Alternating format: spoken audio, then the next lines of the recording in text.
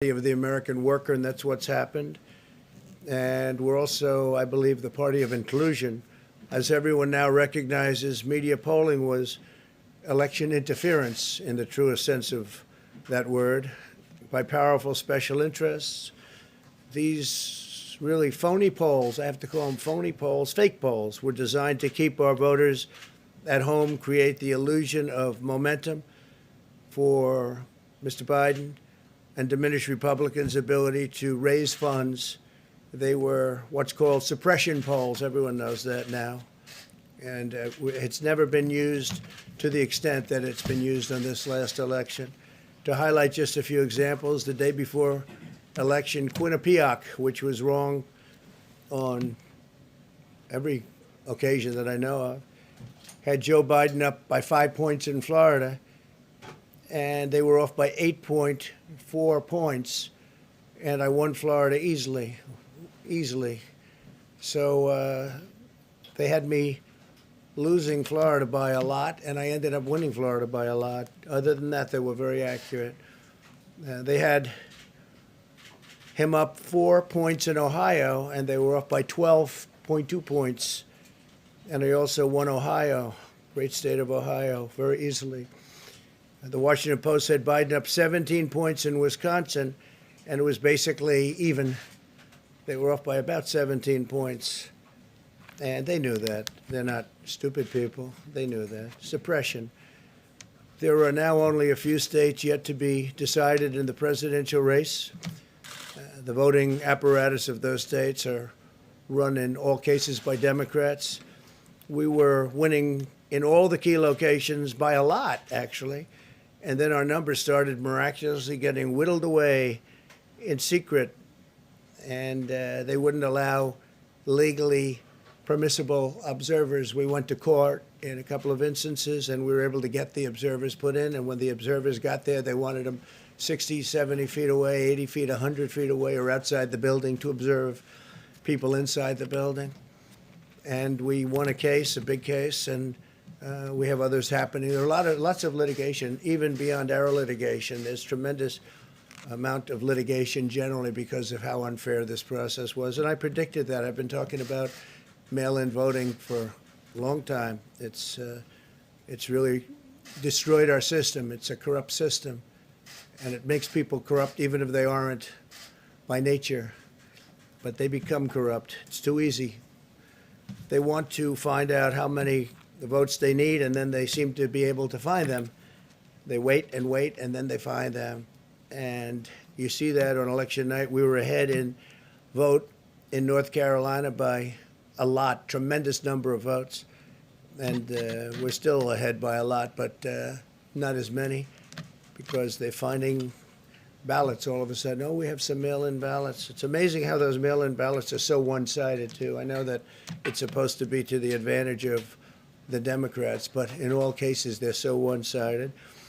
We were up by nearly 700,000 votes in Pennsylvania. I won Pennsylvania by a lot, and that gets whittled down to, I think they said now we're up by 90,000 votes, and they'll keep coming and coming and coming. They find them all over, and they don't want us to have any observers, although we won a court case. The judge said you have to have observers. Likewise in Georgia, and they're appealing. Actually, they're appealing. We won a case that we want people to watch, and we want observers, and they're actually appealing, which is sort of interesting. I wonder why they'd appeal, that all we want to do is have people watch as they do the vote tabulations. Likewise in Georgia, I won by a lot, with a lead of over getting close to 300,000 votes on election night in Georgia. And by the way, got whittled down, and now it's getting to be to a point where I'll go from winning by a lot to perhaps being even down a little bit. In Georgia, a pipe burst in a faraway location, totally unrelated to the location of what was happening, and they stopped counting for 4 hours, and a lot of things happened. The election apparatus in Georgia is run by Democrats. We also had margins of 300,000 in Michigan. We're way up in Michigan, won the state. And in Wisconsin, we did likewise fantastically well. and that got whittled down. In every case, they got whittled down. Today, we're on track to win Arizona. We only need to carry, I guess, 55% of the remaining vote, 55% margins, and that's a margin that we've significantly exceeded. So we'll see what happens with that, but we're on track to do okay in Arizona. Our goal is to defend the integrity of the election. We'll not allow the corruption to steal such an important election, or any election for that matter. And we can't allow anybody to silence our voters and manufacture results. I've been doing a lot of public things for a long time. I've never had anything that's been as inspirational, by people calling, talking, sending things to us. I've never seen such love and such affection and such spirit as I've seen for this. People know what's happening, and they see what's happening, and it's before their eyes. And there are many instances which will be reported very shortly. There's tremendous litigation going on, and this is a case where they're trying to steal an election. They're trying to rig an election, and we can't let that happen. Detroit and Philadelphia, known as two of the most corrupt political places anywhere in our country, easily cannot be responsible for engineering the outcome of a presidential race, a very important presidential race. In Pennsylvania, Democrats have gone to the state Supreme Court to try and ban our election observers, and very strongly. Now, we won the case, but they're going forward. They don't want anybody in there. They don't want anybody watching them as they count the ballots. And I can't imagine why. There's absolutely no legitimate reason why they would not want to have people watching this process, because if it's straight, they should be proud of it. Instead, they're trying, obviously, to commit fraud. There's no question about that. In Philadelphia, observers have been kept far away, very far away, so far that people are using binoculars to try and see, and there's been tremendous problems caused. They put paper on all of the windows so you can't see in, and the people that are banned are very unhappy and become somewhat violent. The 11th Circuit ruled that in Georgia, the votes have been in by Election Day, that they should be in by Election Day, and they weren't. Votes are coming in after Election Day. And they had a ruling already that you have to have the votes in by Election Day. To the best of my knowledge, votes should be in by Election Day. And they didn't do that. Democrat officials never believed they could win this election, honestly. I really believe that. That's why they did the mail-in ballots, where there's tremendous corruption and fraud going on. That's why they mailed out tens of millions of unsolicited ballots without any verification measures whatsoever. And I've told everybody that these things would happen, because I've seen it happen. I watched a lot of different elections before they decided to go with this big, massive election with tens of millions of ballots going out to everybody, in many cases totally unsolicited. This was unprecedented in American history. This was by design, despite years of claiming to care about the election security. They refused to include any requirement to verify signatures, identities, or even determine whether they're eligible or ineligible to vote. People are walking in there. They have no idea. They're just taking numbers. They're writing down things, the workers, and doing a lot of bad things. And we have a lot of information coming and litigation that you'll see that will shake even you people up. And you've seen it all. The officials overseeing the counting in Pennsylvania and other key states are all part of a corrupt Democrat machine that you've written about, and for a long time you've been writing about the corrupt Democrat machine. I went to school there, and I know a lot about it. It hasn't changed. It's a long time ago, and hasn't changed. It's gotten worse. In Pennsylvania, partisan Democrats have allowed ballots in the state to be received 3 days after the election, and we think much more than that. And they're counting those without even postmarks or any identification whatsoever.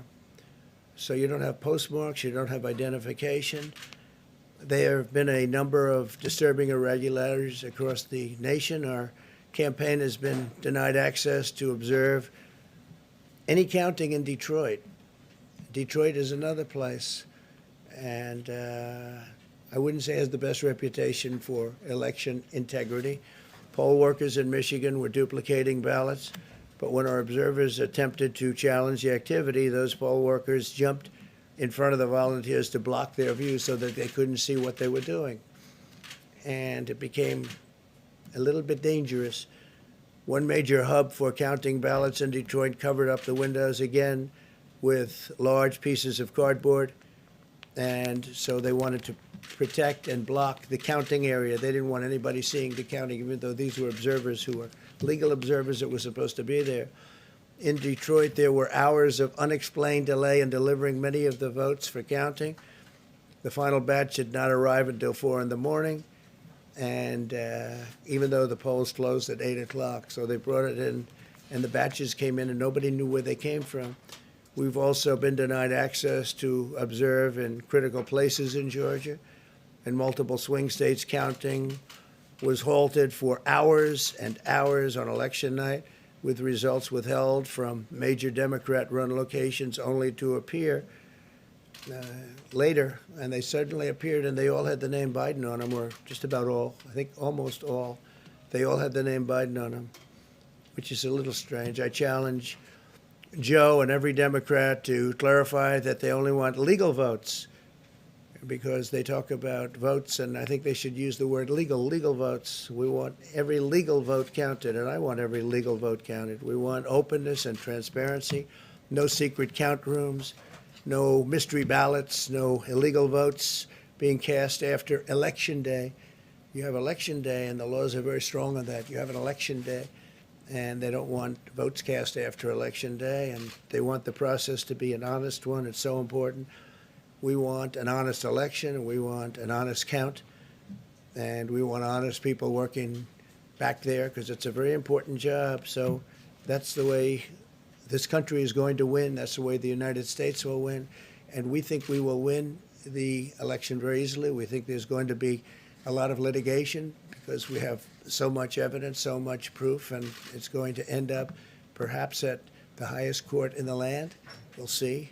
But we think there'll be a lot of litigation because we can't have an election stolen like this. And I tell you, I have been talking about this for many months with all of you, and I've said very strongly that mail-in ballots are going to end up being a disaster. Small elections were a disaster. Small, very easy to handle elections were disastrous. This is a large-scale version, and it's getting worse and worse every day. We're hearing stories that are horror stories, absolute horror stories. And we can't let that happen to the United States of America. It's not a question of who wins, Republican, Democrat, Joe, myself. We can't let that happen to our country. We can't be disgraced by having something like this happen. So it will be hopefully cleared up, maybe soon, I hope soon, but it'll probably go through a process, a legal process. And as you know, I've claimed certain states, and he's claiming states, and we can both claim the states, but ultimately I have a feeling judges are going to have to rule. But there's been a lot of shenanigans, and we can't stand for that in our country. Thank you very much.